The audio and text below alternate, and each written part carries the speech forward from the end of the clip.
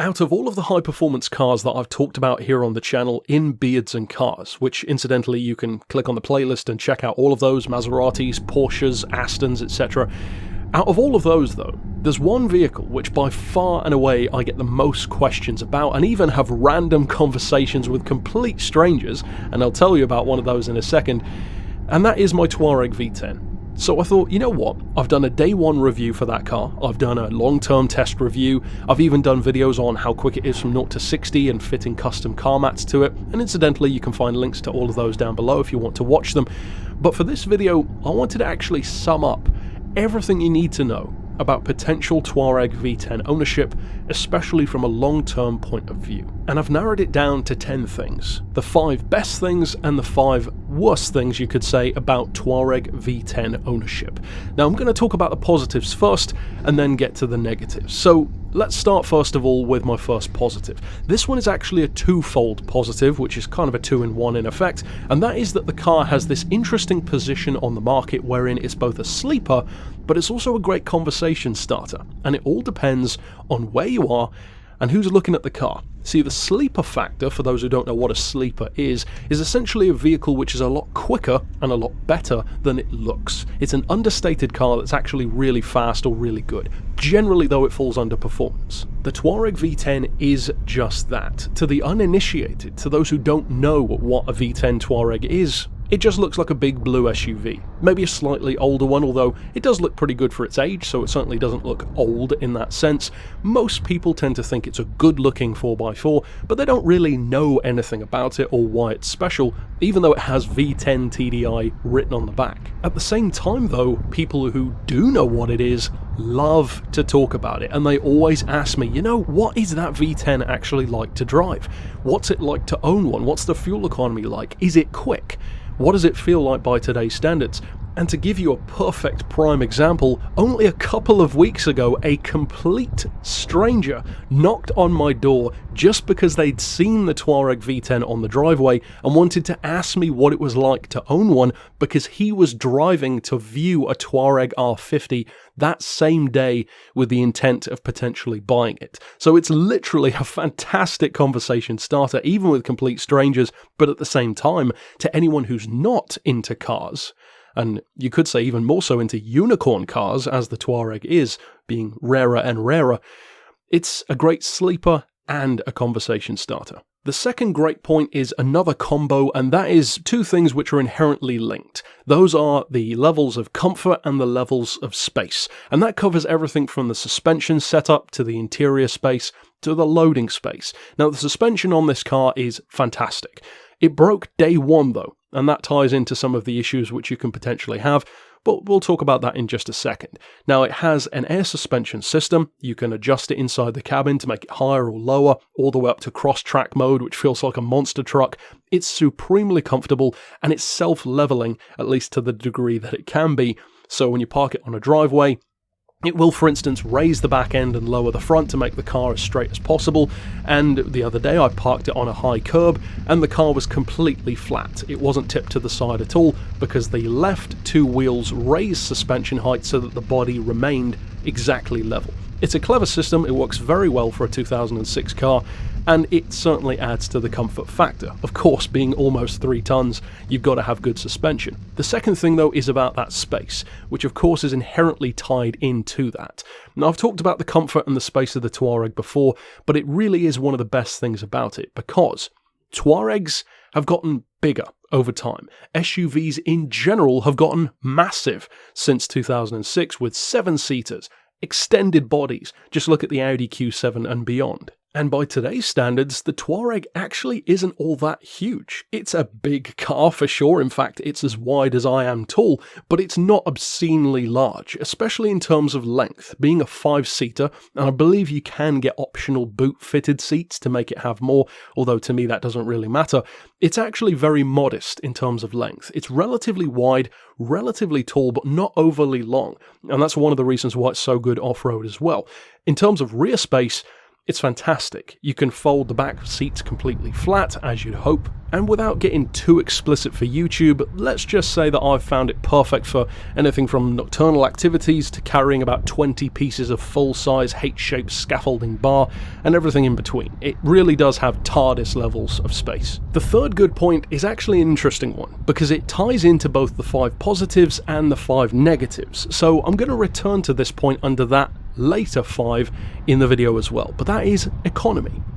Now, you can kind of understand why that would be both a good and a bad point potentially, but the reason why, first of all, I think the economy on this SUV is really good is because consider what it's working with. This is a 5-litre V10 twin-turbo, over 300 horsepower SUV, which weighs 2.7 metric tons. It's literally one of the heaviest SUVs on the road, heavier than a Range Rover, far heavier than a Bentley Continental GT. It's one of the heaviest cars you can buy. In fact, it's only a couple of 100 kilos lighter than a Hummer H2. It's massive in terms of weight, but interestingly not in terms of size. Now, with all of that being said, plus with that GPS verified 0 to 60 that I talked about, in the case of mine it's 6.9 seconds, for a 3-ton SUV to do 0 to 60 in 6.9 on 14-year-old technology at this point, but at the same time to be able to average between 28 and about 30 miles per gallon, that's pretty incredible. For a normal SUV to do that would be rare, and a lot of even Touareg owners, usually non-V10 owners I will add, tend to say, well, you're exaggerating that, there's no way you're getting 28 to the gallon out of a Touareg V10. Well, yes I am, because I've verified it with receipts and multiple journeys. I use it literally as a daily driver, and yes I do. I average between 28 and 30 to the gallon. On the highway exclusively, it can even get up around 36. Although of course you're never exclusively on the highway, so it doesn't stay that high. At this point you're probably wondering, well, how could that possibly be a downside? Well, stay with me. I'm going to revisit that point on the top 5 worst things. Next up we have one of the things which I actually love the most about this Touareg, and this is something which probably a lot of owners even might disagree with me on. And I would hazard a guess that a lot of those owners have probably not driven that many other cars. In fact, for a lot of those people, the Touareg V10 is probably one of the most exotic cars they've owned.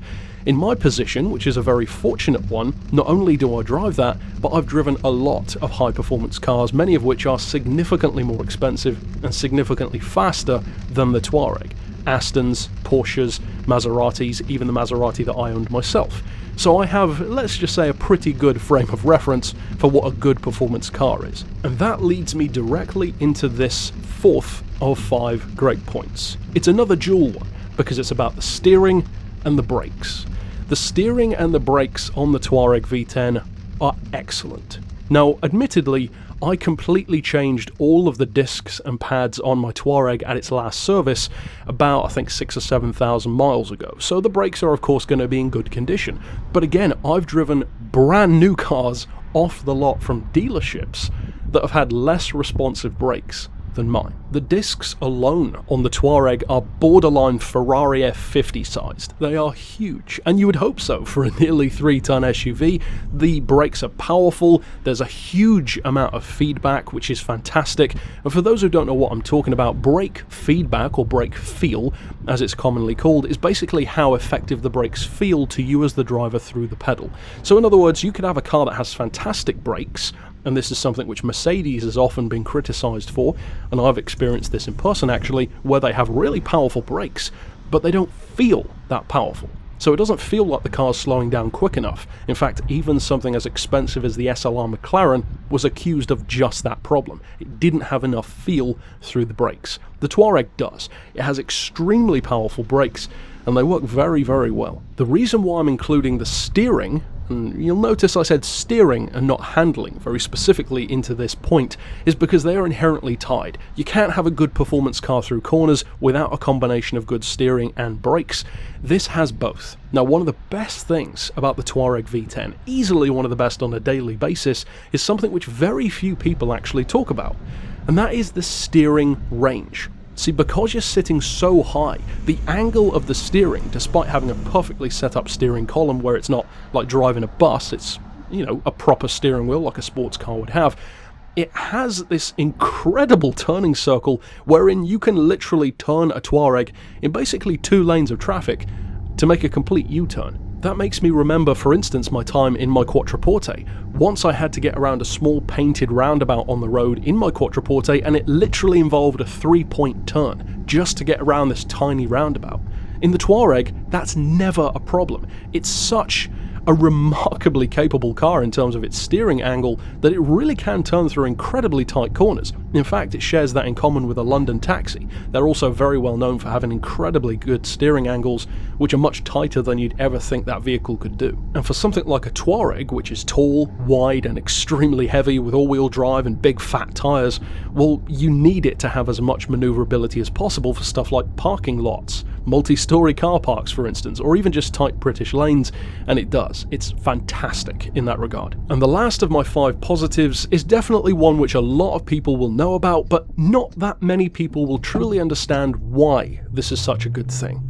And that is the torque. You can't talk, pun not intended, about a Touareg V10 without talking about that V10 engine. Yet so far in this review, you'll notice I haven't really talked about the engine at all, apart from maybe fuel economy. There's a reason for that. The V10 engine is great, but a lot of it actually goes beyond that to be just an impressive car in general. That torque, though, is easily the single best thing about the engine, and it ties into 2 of the other points that I made. In fact, technically 3. The engine makes it a great talking point, which is the first thing that I mentioned. Of course, its design helps with the economy, which is another thing that I mentioned, and it also, of course, gives you great performance. What I haven't talked about, though, is the reason why. Why the Touareg is so quick off the line, and why the economy is so good, and it's all down to a little thing called torque. Now, torque is thrown around a lot by petrol heads, and you get the distinct impression that a lot of those people don't actually have a clue what torque really is. They just throw out torque numbers and horsepower and the size of the engine and how many turbos the air conditioning has. No, torque is very simple. It's just twisting power.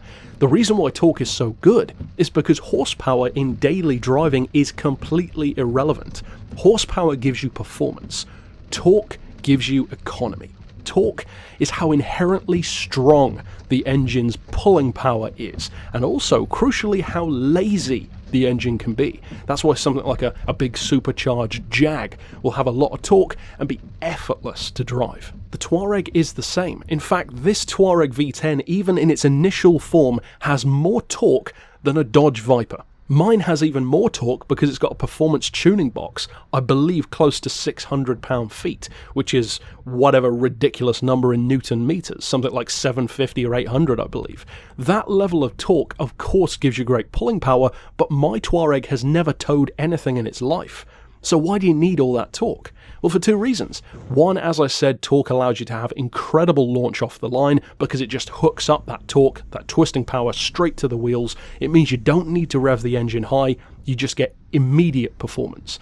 In a very similar way to an electric car, in a more abstract sense. The second huge advantage of torque, though, is something which a lot of people have no idea about. You see, if an engine has a huge amount of torque, it means it doesn't need to rev that high to get enough torque to move, because the entire purpose of a gearbox is to be literally a torque multiplier. And the reason why cars have so many gears is to give it prime amounts of torque at any given moment to maximize economy and reduce the amount of effort that the engine has to put in. That's literally the entire purpose of a gearbox in a daily driver. In the Touareg, it has so much torque that it feels like it barely even needs gears at all, and that improves economy. As counterintuitive as it sounds to have Viper levels of pulling power, that gives the car its economy, because this thing on the highway sits at 65-70 miles an hour, barely turning at 1500 RPM.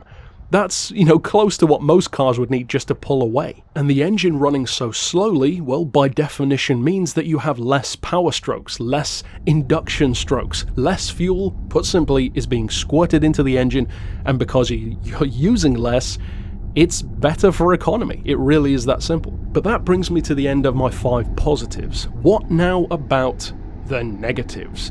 Well, I'll be honest with you, the first negative that I'm going to talk about is the entire reason why I wanted to make this video, because it was one of the few things about the Touareg which I don't really like. So let's get into it. The gearbox. Now, I just mentioned that this car feels like it almost doesn't even need a gearbox, and that's absolutely true. Sometimes though that's the problem. So when you're cruising around, the gearbox works just fine. It does have a Tiptronic option where you can manually select what gear you want to be in, and some of them even had flappy paddles as well. The problem comes when you're not in sport mode, which for me is most of the time. I have no need to be. It's not as good for economy and it's more for performance, which I'm not using most of the time. So if you put the car into drive and then just potter around town, well, the problem comes in when you need to overtake someone, because you floor it and it takes a good second before the car actually knocks it down a gear and gets its arse in gear in effect. That's kind of a problem, because it means it feels sluggish, and for a car with over 550 pound-feet of torque and over 300 horsepower stock, it should not feel that sluggish. Now once you actually get going, especially if you launch it off the line, it doesn't have that lag. In fact, it's incredibly quick. It's when you're already moving in traffic and then you pull out to overtake, you in effect need to floor it before you pull out. It's not an earth-shattering issue, it's just the primary way which I believe the car shows its age. The gearbox technology, although in my case has been supremely reliable, I've never had any issues with it at all, it does mean that the car feels a little sluggish compared to what the raw potential of that engine is. The second issue is more of one which could come up or might not. In my case, I've been fortunate to never have this issue, but it is repairs. Now, one of the key things that puts many people off buying a Touareg is they're notorious for reliability, for repair costs, for these quote-unquote engine-out jobs, and those are technically correct. That's the issue though. If you have one that breaks, of course it's going to be awkward. Mine has never broken. In fact, I've talked before on the channel about the times when something has gone wrong, and the majority of them haven't really been the car's fault. Certainly no fault of the V10. When the air suspension broke, that's got nothing to do with the V10 engine. Any car with air suspension could have that issue, and that one time that the car wouldn't start, it was because some moron mechanic hadn't tightened the battery terminal properly. That's also not a V10 engine issue. Apart from that, my Touareg has honestly started first time, every time, since I bought it. And that is pretty remarkable, especially for something which already had 100,000 miles on the clock when I bought it. The simple fact is though that if you do need to repair it, which is always a possibility, it is very awkward to work on the Touareg, and I don't just mean the engine. Most things are in awkward places. For instance, that aforementioned battery terminal was under the passenger seat, so to get to the battery in the car, one of two batteries incidentally, one is in the boot and one is under the passenger seat, you have to put the seat all the way forward, then move this thing, move the seat all the way back, tip it backwards, get the battery out, it's got its own holding thing. It's awkward. It's more awkward than a classic, for instance. I am of course mostly though referring to the engine. For instance, an alternator job on this car, which for most vehicles will be a fairly simple thing, bolt on, bolt off. In the case of this one, you have to remove a considerable amount of the top of the engine to actually be able to get to the alternator, since it's at the back of the engine, in effect behind the dashboard. So it's a borderline engine out job. Now, of course, that's if the alternator goes, and everything will break eventually, but it really is luck of the draw. I've had a fantastic one, so of course I would recommend it.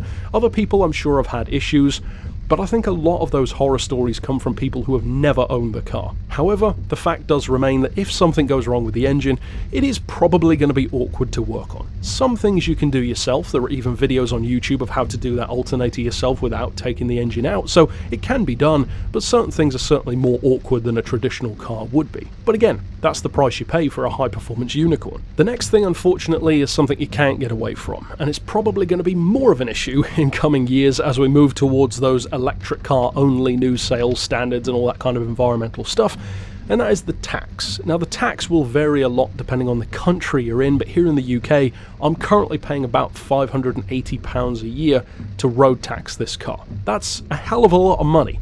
But at the same time, that's actually about the same as like a 2007 Jag XK. So if you put it that way, it doesn't really make that much sense. You'd think it was all about the emissions, but the Jaguar proves that that isn't the case. Compare that to my Maserati, for instance, the Quattroporte was £340 a year to tax. It's crazy. I mean, that makes no sense between the three examples that I just mentioned. Regardless of all that though, it is a fact that the tax is expensive. And of course you could do it on a 6-month basis or pay it monthly with direct debit. That's all down to you. It's just something that you need to know. It is the biggest ongoing thing that you're going to be paying out for, apart from of course fuel. Now speaking of fuel, I mentioned I was going to come back to that as both a positive and a negative. So why am I talking about it as both? Everything I said earlier on is exactly true. I do get 28 to the gallon average, 30 to the gallon sometimes, and even higher on the highway. And it is a fantastic engine for having great economy because of its massive diesel torque and low revs. That's all 100% true. The issue is though, you have to drive it sensibly to get anywhere near that kind of economy. And a lot of people who buy a Touareg V10 don't buy it to drive sensibly. In fact, a lot of people would probably say, well, what's the point of buying it at all if you're not going to use that performance? Well, for me, that's actually always been the case. I don't need to do 200 miles an hour everywhere to enjoy a car. Knowing that the car can do that is actually a lot of the fun for me. But I digress, because I'm not talking about bragging rights. Either way, get back to the economy talk. That is that you have to drive it sensibly to get that kind of economy. If you do floor it, it drops like a stone. And if you drive it exclusively in a city, well then it's going to drop a hell of a lot. You're looking at more like under 20 miles per gallon average rather than up around 28, 30. So it really does depend on where you live and crucially how you drive. If you drive it sensibly, you will get remarkable economy out of it. The problem is, contrary to me being a slightly younger driver and you'd assume I would floor it everywhere, I actually don't. I like to be fairly restrained in a lot of my cars, either ones that I own or ones that I don't. To me, that's not where my enjoyment comes from. It does mean though that I get really good fuel economy. A lot of owners don't, because they clearly don't drive it sensibly. Now I'm going to freely admit that to find the fifth negative, I really had to scrape the bottom of the barrel, because I genuinely love the car, and a lot of these negatives don't even apply to me personally, such as the negative economy or repair costs. So I had to just kind of come up with something for this fifth one, and in effect it ties into the second one that I already mentioned about repairs being awkward, and that is of course repair costs. However, this one has affected me in a more tangible way, and that is part costs. And when I say part costs, I'm talking about the things that even if it doesn't break, you are still going to have to repair. Stuff like tyres, you could even count fuel in there as well if you wanted to. Stuff like in my case, for instance, I've lost a couple of the center Volkswagen wheel caps, which is just a small plastic part which happens to cost £30 every time to replace it from eBay. The costs can be surprisingly high, even for small components. Now the tyres, of course, you'd assume are going to be fairly expensive. They're like 275mm wide all round. So yeah, the high performance tyres, the ones that I use are General Grabber GTs, which is a very popular choice for the car. And on a side note, I strongly recommend them. They're really, really good. But they cost like £170 each, and that's for a good deal. So part costs is something that you need to be aware of. It's not necessarily about the reliability even. Certain things you just have to change over time because it's a consumable, such as the tyres. In my case, for instance, I replaced the mirror glass on the passenger side. I've done various other smaller fixes to the car, such as the wheel caps that I mentioned. These smaller things are surprisingly expensive for what they are. So yes, you can buy the car itself for a great price, but some of the parts are not quite as thrifty. Another prime example being the roof spoiler. The Touareg, of course, sometimes came with a usually silver roof spoiler on the top of the car, which you could actually split in two and use as a roof rack.